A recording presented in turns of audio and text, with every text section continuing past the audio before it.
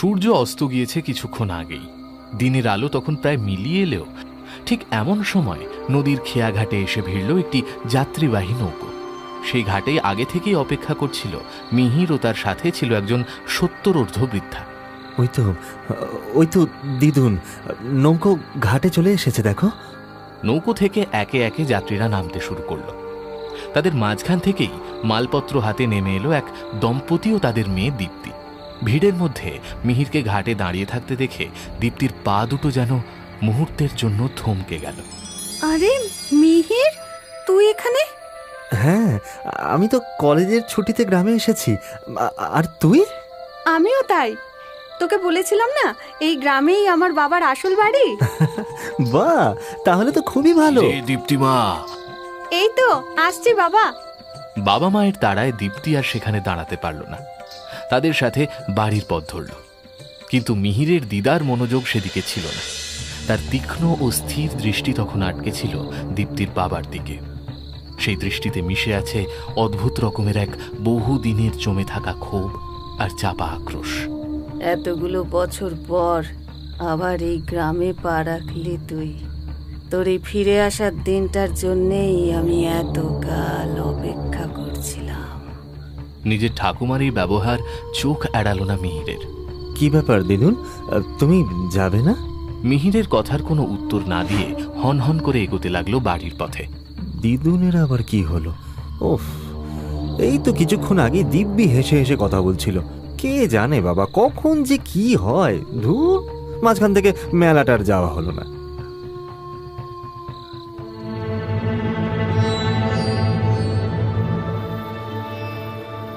ঘড়ির কাঁটা 12র ঘর পেরিয়েছে অনেকক্ষণ আগেই।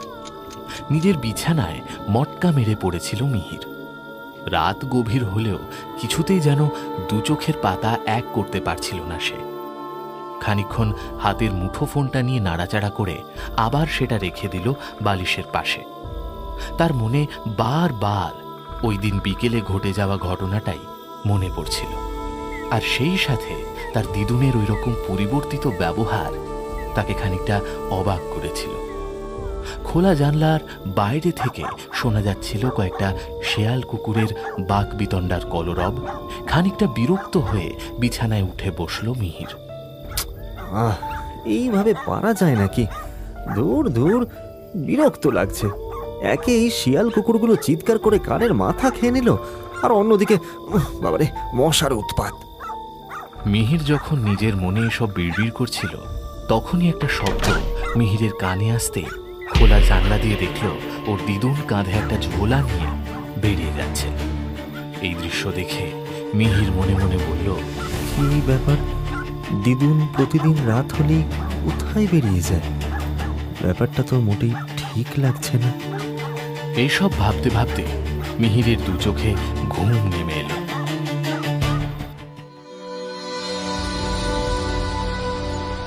পরের দিন সকালে সূর্যের আলো তার মুখে পড়ার সাথে সাথে তার ঘুম ভাঙতেই সে মোবাইলের স্ক্রিন অন করে দেখল তখন প্রায় 8:30। ঘুম আর বিছানা দুই ত্যাগ করে মিহির দেখল ওর দিদুন চেয়ারে বসে কোনো গভীর চিন্তায় মগ্ন আছেন। কি ভাবছো দিদুন? ও মিহির, ঘুম হয়েছে? হ্যাঁ দিদুন।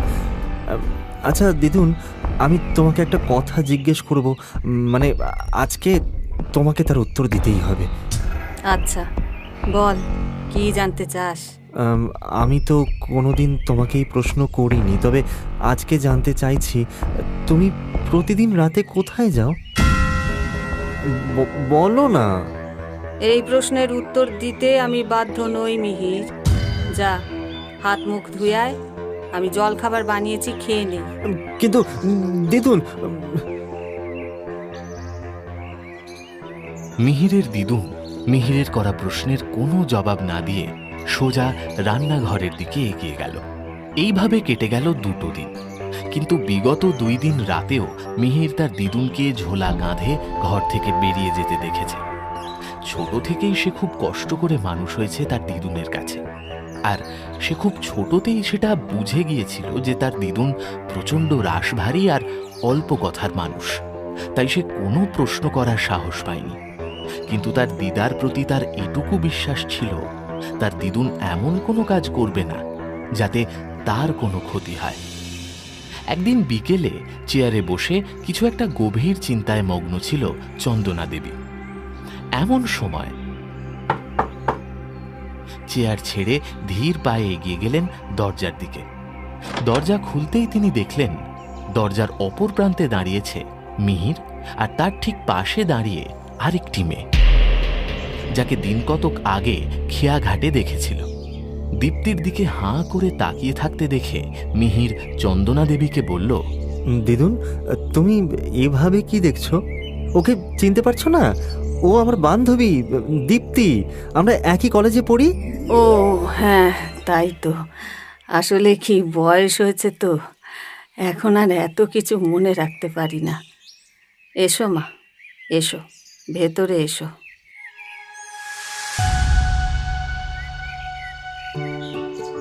ভেতরে প্রবেশ করে দীপ্তি চন্দনা দেবীর পায়ে হাত দিয়ে প্রণাম করতেই চন্দনা দেবী বললেন, ও কি করছো মা? থাক থাক থাক, বেঁচে থাকো মা, বেঁচে থাকো, অনেক বড় হও, আর বাবা মায়ের মুখ উজ্জ্বল করো। তা মা, তোমার বাড়িতে কে কে আছে? আমি, আমার মা আর বাবা, আমরা তিনজনেই কলকাতাতে থাকি। আসলে এই গ্রামেই আমাদের আদি বাড়ি। গরমের ছুটিতে এসেছি, দিন 15 থেকে আবার কলকাতায় ফিরে যাব। বাবা, তা বেশ ভালো কথা। তুমি আমার মিহিরের বান্ধবী, তাই তুমি আমার নাতনির মতোই। আজ প্রথমবার তুমি আমার বাড়িতে এলে, কি খাবে বলো? তোমাকে একদম ব্যস্ত হতে হবে না দিদুন, তুমি চুপ করে বসো তো। আরে ও তো শহরে থাকে দিদুন, পিৎজা বার্গার ছাড়াও কিচ্ছু খায় না। ও বাবা, তাই নাকি? কিন্তু আমাদের গ্রামে তো আবার ওসব পাওয়া যায় না। এই মিহি, তুই চুপ করবি না গো দিদা, আমি সব খাই। তোমাকে এসব নিয়ে একদম চিন্তা করতে হবে না। তুমি বরং একটা কাজ করো দিদুন, ওর জন্য তোমার হাতের স্পেশাল এক কাপ আদা দেয়া চা করো। দীপ্তি, তুই জানিস না দিদুন না হেভি চা বানায়। একবার চা খেলে না তুই পুরো ফ্যান হয়ে যাবি। তাহলে তো দিদা তোমার হাতের 1 কাপ চা খেতেই হয়। তুমি একটু বসো, আমি এক্ষুনি তোমার জন্য চা নিয়ে আসছি।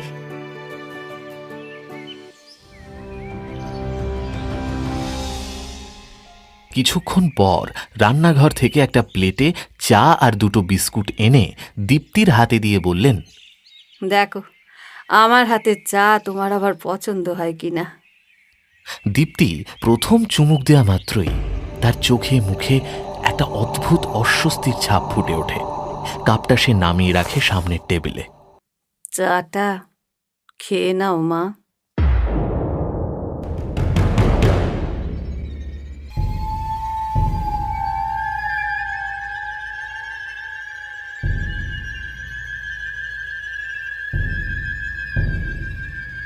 এই দৃশ্য দেখে মিহিরের চোখ প্রায় ছানা বড়া হয়ে গেল। এ কি মা, তুমি তো শুধু চাটাই খেলে, তোমার প্লেটে তো বিস্কুটটা পড়েই রইল। খেয়ে নাও মা। ওই তোমাদের শহরের ভাষায় কি যেন বলে, কুকিজ না কি যেন, বেশ ভালো খেতে। দীপ্তি কোনো কথা না বলে ঠিক যন্ত্রচালিত পুতুলের মতো বিস্কুটটাও মুখে পুড়ে নেয়। তার চোখের দৃষ্টি যেন কেমন ঘোলাটে হয়ে এসেছে। আজ তাহলে আসি দিদা, আবার আসবে কিন্তু। আর শোনো, এখন থেকে এটা তোমার নিজের ঘরই মনে করবে, তাই যখন ইচ্ছে একেবারে নির্দ্বিধায় চলে এসো এখানে, কেমন? দীপ্তি কোনো উত্তর দিল না বটে, শুধু একটা বাধ্য মেয়ের মতো নীরবে ঘাড় নেড়ে সম্মতি জানিয়ে ধীর পায়ে সদর দরজা দিয়ে বেরিয়ে গেল। তার হাঁটার ভঙ্গিতে একটা অস্বাভাবিক আড়ষ্টতা স্পষ্ট। কিরে মিহির, তোর আর দীপ্তির মধ্যে কিছু চলছে না কিরে? হ্যাঁ, কি কি কি কি কি আবার চলবে? আমরা শুধু ভালো বন্ধু দিদুন, এর থেকে বেশি আর কিচ্ছু নেই আমাদের মধ্যে।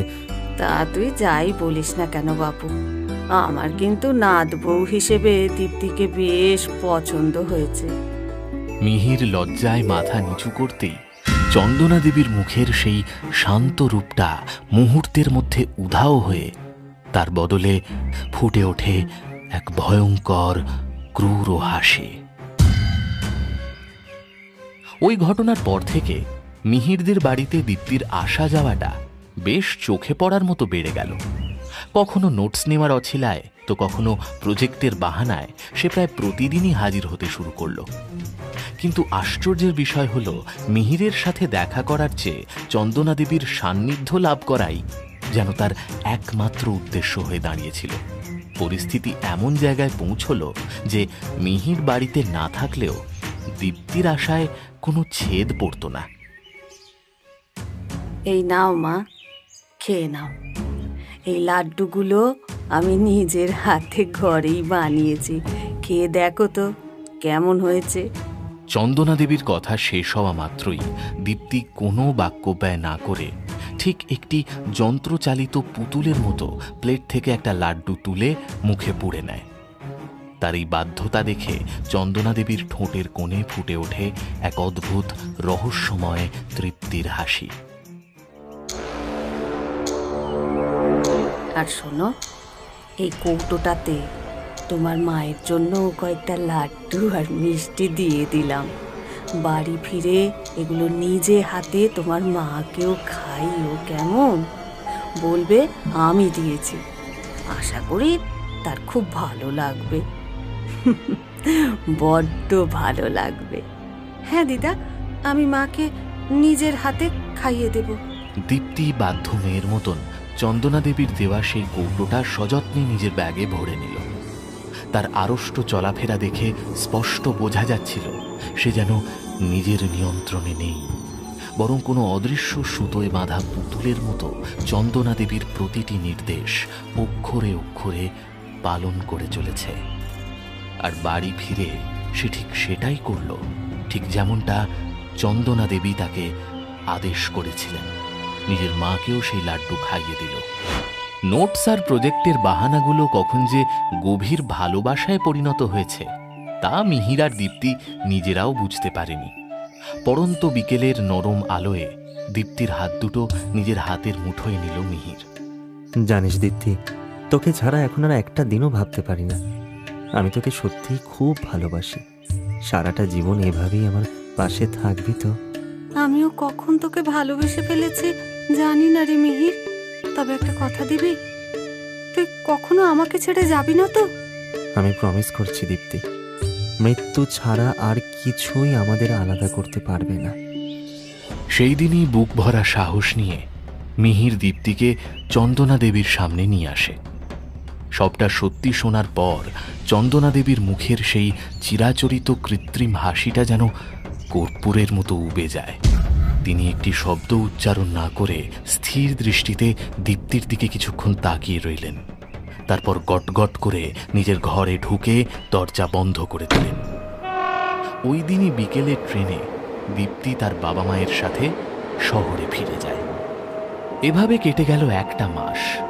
কলেজে ছুটি থাকায় দেখা হওয়া মিহির ও দীপ্তির সম্ভব ছিল না, কিন্তু ফোনের ওপার থেকে দীপ্তির কান্না ভেজা কণ্ঠস্বর মিহিরকে অস্থির করে তুলল। শান্ত হ দীপ্তি। আচ্ছা আচ্ছা, বল না কি হয়েছে? সব ঠিক আছে তো? আমরা কেউ কিছু বুঝতে পারছি না রে। গ্রাম থেকে ফিরেই মা খাওয়া দাওয়া একদম বন্ধ করে দিয়েছিল। ডাক্তারবাবু পরীক্ষা করে বললেন সবই তো নর্মাল, অথচ অথচ মা যেন তিল তিল করে শুকিয়ে যাচ্ছে। এক সপ্তাহ আগে পরিস্থিতি এতটা খারাপ হলো যে মাকে হসপিটালে ভর্তি করতে বাধ্য হলাম। হ্যাঁ, কি বলছিসটা কি? হ্যাঁ রে, আমি ঠিকই বলছি। আজ প্রায় এক সপ্তাহ হলো মা হসপিটালে ভর্তি। বাবা আর আমার বেশিরভাগ সময়টা ওখানেই কেটে যায়, তাই তো তোকে আর কল করার সময় পাইনি। আচ্ছা, এত চিন্তা করিস না দীপ্তি, দেখবি সব ঠিক হয়ে যাবে। চন্দনা দেবী ঘর থেকে বেরিয়ে এসে মিহিরের সামনে দাঁড়ান। কে রে মিহির, এভাবে পেঁচার মতো মুখ করে বসে আছিস কেন? মন খারাপ? দিদুন, দীপ্তির মার শরীরটা খুব খারাপ। ডাক্তাররা অবধি কিছু বুঝতে পারছে না। ও আর এমন কি ব্যাপার, দুদিন পরে এমনি ঠিক হয়ে যাবে দেখবি। আচ্ছা, তোমার কি হয়েছে বলো তো দিদুন? হ্যাঁ, দীপ্তির পরিবারের কোনো কথা বললেই তুমি এমন করো কেন? তোমার কি ওদের পছন্দ নয়? নাকি তুমি কোনো কারণে ওদের উপর রেগে আছো? চন্দনা দেবী কোনো উত্তর দিলেন না, শুধু এক ঝলক তার দিকে তাকিয়ে সেখান থেকে চলে গেলেন। কিন্তু তার মনে তখন বয়ে চলেছে পৈশাচিক আনন্দের জোয়ার। রাত বাড়তেই মিহির দেখল দিদুন বরাবরের মতো সেই ঝোলা কাঁধে বেরিয়ে যাচ্ছেন। আজ সে আর নিজেকে আটকে রাখতে পারল না। দিদুন চোখের আড়াল হতেই সে পা টিপে টিপে ঢুকল দিদুনের অন্ধকার ঘরে। ঘরের কোণে একটা টিমটিমে প্রদীপের আলোয় যা দেখল তাতে মিহিরের রক্ত হিম হয়ে গেল।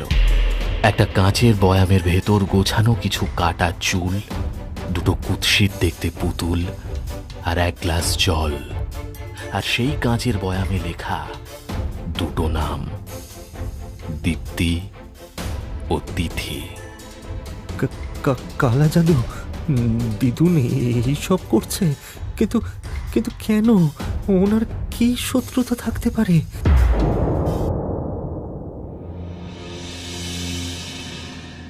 ভোরের আলো ফুটতেই চন্দনা দেবী ফিরে এলেন।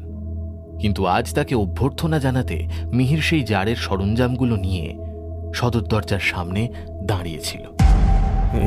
এসব কি দিদুন? তুমি মা আর মেয়ের ওপর কেন তুকতাক করছো? হ্যাঁ, কিসের এত আক্রোশ তোমার ওদের ওপর? হ্যাঁ, চন্দনা দেবী থমকে দাঁড়ালেন। ধরা পড়ে যাওয়ার কোনো ভয় বা অনুশোচনা তার চোখে মুখে নেই, বরং মিহিরের কথা শুনে তার সারা মুখাবয়ব এক বিকৃত রূপ নিল। তিনি মাথা পেছন দিকে হেলিয়ে বিকট শব্দে হাসতে শুরু করলেন।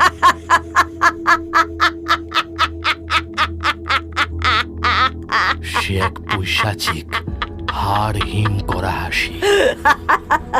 দিদুন, দিদুন, তোমাকে বলতেই হবে যে তুমি এইসব কেন করছো। তুই আমাকে প্রশ্ন করছিস? হ্যাঁ, করছি, বাধ্য হচ্ছি তোমাকে প্রশ্ন করতে। কি করবি সেসব কথা জেনে? সব কথা জানার পর তুই যাকে ভালোবাসিস তাকে আর ভালোবাসতে পারবি তো? কি বলতে চাইছো তুমি? পরিষ্কার করে বলো তো। আমি এত কথার মারপ্যাচ বুঝি না দিদুন। আজ থেকে প্রায় বছর 23 আগের কথা।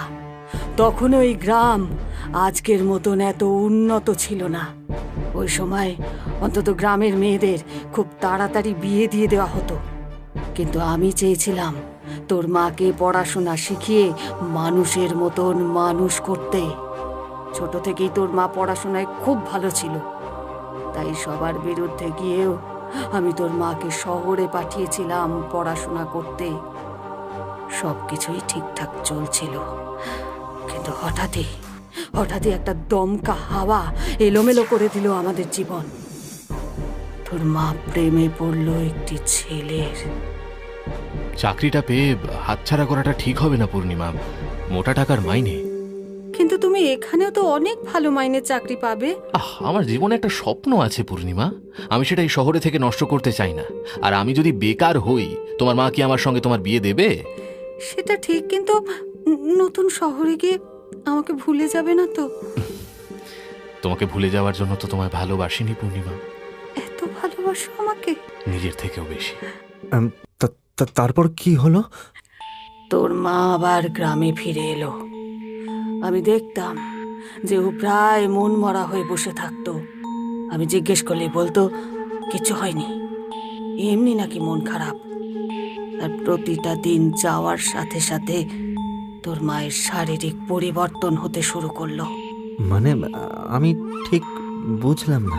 একদিন দেখলাম তোর মা খুব বমি করছে। প্রথমে ভাবলাম হয়তো ও উল্টো পাল্টা খাবার খাওয়ার জন্য এরকম হয়েছে, কিন্তু ডাক্তারবাবু আমার মেয়ের কি হয়েছে? আপনার মেয়ে কি বিবাহিতা? হঠাৎ এই প্রশ্ন করছেন যে? না, আমার মেয়ের এখনো বিয়ে হয়নি। ও, কারণ আমি যে কথাটা বলতে চলেছি সেটা আপনাদের জন্য কতটা আনন্দের হবে সেটা আমি জানি না। আমি ঠিক বুঝলাম না ডাক্তারবাবু।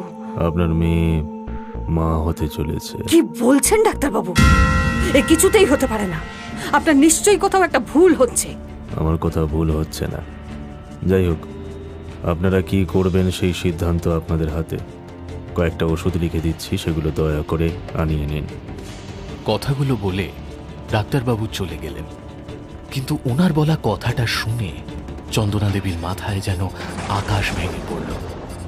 গ্রামের একজন অবিবাহিতা মেয়ে মা হতে চলেছে শুনলে গ্রামে তো ছিছি পড়ে যাবে। ডাক্তারবাবু যা বলে গেল সেটা কি সত্যি? চুপ করে আছিস কেন বল। হ্যাঁ, ছি ছি ছি পূর্ণিমা, ছি। তোকে আমি এই দিনটা দেখার জন্য এত কষ্ট করে সবার বিরুদ্ধে গিয়ে শহরে পড়তে পাঠিয়েছিলাম, তুই আমার মান সম্মানের কথা একটা বারের জন্য ভাবলি না? আমি তোমাকে বলতে চেয়েছিলাম, আমি আর কিচ্ছু শুনতে চাই না। ছেলেটাকে? ওর নাম মিলন। আমরা একই সাথে কলেজে পড়তাম। ওর আদি বাড়ি আমাদের এই গ্রামেই, কিন্তু ও শহরে মানুষ হয়েছে। তুই এই মুহূর্তে ওকে এখানে ডেকে পাঠা। আমি কোনো অজুহাত শুনতে চাই না। ঠিক আছে, আমি আজকেই ওকে ফোন করব। সেই দিন রাতেই অনেক আশা নিয়ে সে ফোন করেছিল তার ভালোবাসার মানুষ মিলনকে। ফোনের ওপার থেকে রিং হওয়ার শব্দ শোনা যাচ্ছিল, কিন্তু মিলন নয়। ফোনটা ধরল একটি মেয়ে। হ্যালো, কে বলছেন? কাকে চাই? হ্যালো, আমি আমি মিলনের সাথে একটু কথা বলতে চাই। ও কি আছে? ও তো এখন ব্যস্ত। আপনি কে বলছেন? আমি ওর স্ত্রী কথা বলছি। আপনার যদি কোনো দরকারি কথা থাকে আমাকে বলতে পারেন। স্ত্রী শব্দটা পূর্ণিমার কানে যেন কাঁটার মতো বিঁধল। চোখের কোণ দিয়ে জল গড়িয়ে পড়ল তার। সে বুঝতে পারল যাকে সে নিজের সবটুকু দিয়ে ভালোবেসেছিল সেই লোকটি আসলে তাকে কোনো দিন ভালোবাসেনি, শুধু ভালোবেসেছিল তার শরীরটাকে। হ্যালো হ্যালো, আপনি কে? কিছু বলছেন না কেন? মিলন কি বলল পূর্ণিমা? ও কি তোকে নিয়ে যেতে আসবে বলেছে? সবার কপালে কি সুখ লেখা থাকে মা? ও বিয়ে করেছে মা। ওর স্ত্রী ফোন ধরেছিল, কিন্তু মা আমি ভেঙে পড়িনি। আমি একদম ভেঙে পড়িনি। আমি এই বাচ্চার জন্ম দেব মা। ওকে মানুষের মতো মানুষ করব। একা হাতেই সবটা লড়বো আমি। পূর্ণিমা লড়তে চেয়েছিল ঠিকই, কিন্তু নিয়তি ছিল বড় নিষ্ঠুর। কয়েক মাস পর মিহিরের জন্ম দেওয়ার পরেই নিজের বৃদ্ধা মা আর সদ্যজাত সন্তানকে একা করে চলে গেল এই দুনিয়া ছেড়ে, আর রেখে গেল শুধু এক রাশ যন্ত্রণার স্মৃতি আর একটা না বলা ইতিহাস। তোর মা যাকে ভালোবাসতো তাকে আমি সচক্ষে কোনোদিন দেখিনি মিহির, কিন্তু তোর মা মারা যাওয়ার পর তার একটা পুরনো বইয়ের ভাঁজে আমি একটা ছবি পেয়েছিলাম। সেই দিনে আমি স্থির করেছিলাম, যার জন্য আমার মেয়েকে আমি হারিয়েছি তাকে আমি ছাড়ব না। তার জীবন আমি শেষ করে দেব। প্রতিশোধের সেই আগুন আমাকে আজ 23 বছর ধরে বাঁচিয়ে রেখেছে। কিন্তু দিদুন, এর সাথে দীপ্তির বাবা মায়ের কি সম্পর্ক? তারা কেন তোমার এই আক্রোশের শিকার হচ্ছে? সম্পর্ক আছে রে মিহির, গভীর সম্পর্ক। তোর মা যে লোকটাকে ভালোবেসেছিল সে আর কেউ নয়, সে হলো ওই মিলন, ওই দীপ্তির বাবা। যে মিলন তোর মাকে ঠকিয়ে তিথিকে বিয়ে করেছিল।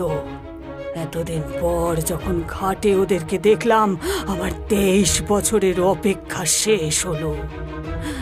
আমি ঠিক করলাম, তিল তিল করে ওর পরিবারকে আমি শেষ করব। তার মানে ছোটবেলা থেকে তুমি আমাকে সব মিথ্যে বলে এসেছো দিদুন? আমি চাইনি তোর মা তোর কাছে কোনোদিন খারাপ হোক। কথাটা শুনতে তোর খারাপ লাগলেও এটা ধ্রুব সত্য মিহির। মিলন হলো তোর আসল বাবা, আর দীপ্তি হলো তোর বোন। চুপ করো দিদুন, চুপ করো, দোহাই তোমার। আর একটা কথাও বলো না তুমি। আমি আর সহ্য করতে পারছি না, সব শেষ হয়ে গেল দিদুন, সব শেষ হয়ে গেল। কথাগুলো শুনে মিহিরের পায়ের তলার মাটি যেন সরে গেল। যার সাথে সে ঘর বাঁধার স্বপ্ন দেখছিল সে তার নিজের রক্ত। প্রতিশোধের এই বিষাক্ত খেলায় মাঝখান থেকে বলি হতে চলেছে দুটো নিষ্পাপ প্রাণ। সত্যের ভার সইতে না পেরে মিহির নিজের বিছানায় ছটফট করতে থাকে। 23 বছর আগে ঘটে যাওয়া এক পৈশাচিক বিশ্বাসঘাতকতা আজ তার বর্তমানকে বিষিয়ে দিচ্ছে। পুরো রাত সে দু চোখের পাতা এক করতে পারল না। ভোরের আলো ফুটতেই তার ফোনটা বেজে উঠল। স্ক্রিনে দীপ্তি নামটা দেখে বুকটা কেঁপে উঠল মিহিরের। মিহির, সব শেষ হয়ে গেল রে। মা কাল রাতে আমাদের ছেড়ে চলে গেছে। ডাক্তাররা কিচ্ছু করতে পারলো না। মা চলে গেল মিহির। কথাগুলো শুনেই ফোনটা হাত থেকে পড়ে গেল মিহিরের। সে উন্মত্তের মতো ছুটে গেল চন্দনা দেবীর ঘরে। এবার থামো দিদুন, দিদুন তুমি এবার থামো। তৃপ্তি হয়েছে তোমার? হ্যাঁ, কাকিমা মারা গেছেন, এই কি তোমার প্রতিশোধ? একটা নিরপরাধ মানুষকে মেরে ফেললে তুমি। পাপের সাজা তো হবেই মিহির, যে যার কর্মফল ভোগ করছে। তুই এত বিচলিত হচ্ছিস কেন? এবার পালা দীপ্তির।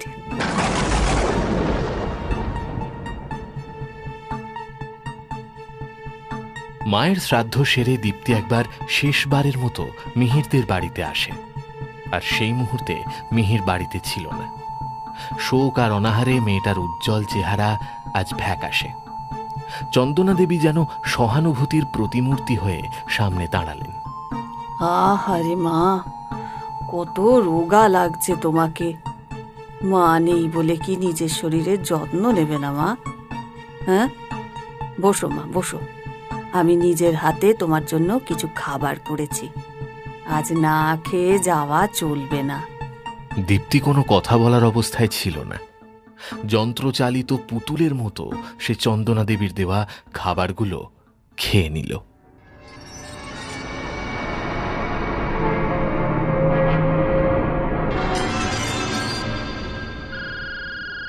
হঠাৎ ফোন বেজে উঠতেই মিহির দেখল দীপ্তির বাবার নম্বর।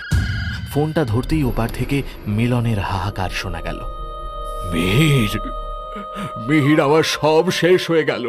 কাল রাতে দীপ্তি হঠাৎ করে রক্ত বমি করতে শুরু করে।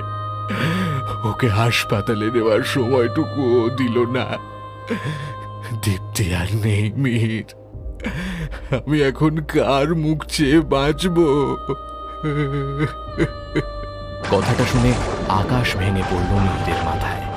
সে এক মুহূর্ত অপেক্ষা না করে চন্দনা দেবীর ঘরে গিয়ে দাঁড়ালো। তার চোখে তখন শুধু ঘৃণা আর ঘৃণা। কে রে মিহির, দীপ্তি আর নেই তাই তো? তার মানে তুমি? তোকে তো আমি সেদিনই বলেছিলাম, এবার পালা দীপ্তির। মেরে ফেললে তুমি? দীপ্তিকেও তুমি মেরে ফেললে? ও তো তোমার কোনো ক্ষতি করেনি দিদুন। ও তো জানতো না যে ওর বাবা অতীতে কি করেছে। এবার তুমি খুব খুশি হয়েছো তাই তো? তোমার বদলা পূরণ হয়েছে? হ্যাঁ, ছি ছি ছি ছি, এই মুখ আমি আর কোনো দিন দেখতে চাই না। তোমার মুখ আমি দেখতে চাই না দিদুন। মিহির আর এক মুহূর্ত সেখানে দাঁড়ালো না।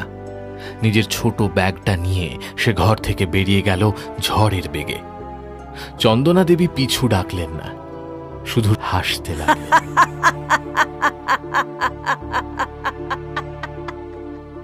মিহির আর কোনোদিনও ফেরেনি। সেই অভিশপ্ত গ্রাম বা সেই প্রতিশোধকামী বৃদ্ধার ছায়াও মারায়নি সে। মিহির চলে যাওয়ার কয়েকদিন পরেই গ্রামের মানুষ ওই বন্ধ ঘর থেকে চন্দনা দেবীর পচা গলা মৃতদেহ উদ্ধার করে। যে প্রতিহিংসার জন্য তিনি 23 বছর অপেক্ষা করেছিলেন, সেই প্রতিহিংসাই আজ তাকে এক অনন্ত চক্রে বন্দী করে ফেলেছে। তিনি নিজের মেয়ের হত্যাকারী মিলনের পরিবারকে শেষ করে নিজের প্রতিশোধ নিলেও বিনিময়ে হারিয়ে ফেললেন নিজের জীবনের একমাত্র সম্বল মিহিরকে।